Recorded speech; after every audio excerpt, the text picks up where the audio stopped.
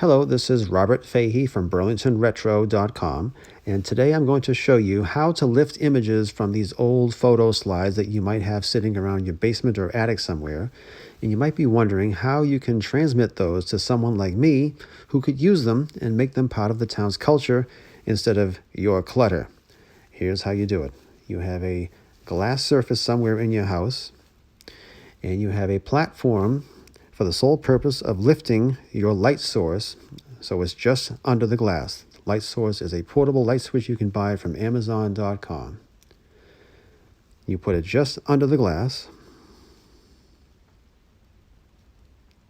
Now, if you drop your slide directly onto the glass, that's too harsh. You need a diffuser to even out the light, something thin, white, plastic, and untextured. Now you drop the slide on top of that, and it's like a church stained glass window. You zoom in with your phone and snap the photo. Now, obviously, I'm not looking for wildlife photography like this.